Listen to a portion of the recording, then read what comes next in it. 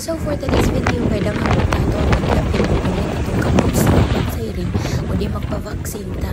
And mag-vaccine na dahil ko pa rin ka rin ang okay.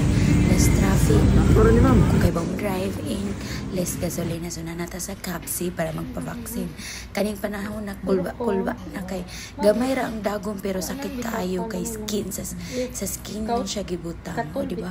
Look at my reaction. As in, gipaningot.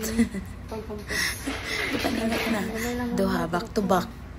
Back to back ang vaccine mo. Nga kamo, papaak lang po yung kamot sa iring kay okay naman di ang vaccine. Dagan kay tuso. Okay. And then sa kamot po, Sakit isa ka sa ba? left and Lang? right na bukton. Isa-isa din. okay lang. Sa kamot. Kung diin, asan ako, gihungit ako ang kamot. Sa baba, sa earring. O sa katunga pa na paakan, papaak na. Lami magkayo. Sakit kayo ang injection sa kamot. Ambot nanong sakit.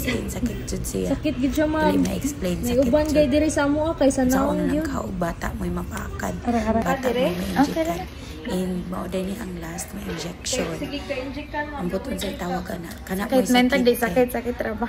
Ambot unsay to ilang giingon. Tag wala lang. Hindi mo papa ako balik. Gamay lang, ha? Sakit man. Sorry. Sakit jud siya. 1, 2, 3. Okay. Kana may sakit nga na ganun sakit. Sakit gid siya, ma'am. Hindi Diri ko man kalimot diretso sa sa kasakit. muscles natin. Okay. Thank you for watching.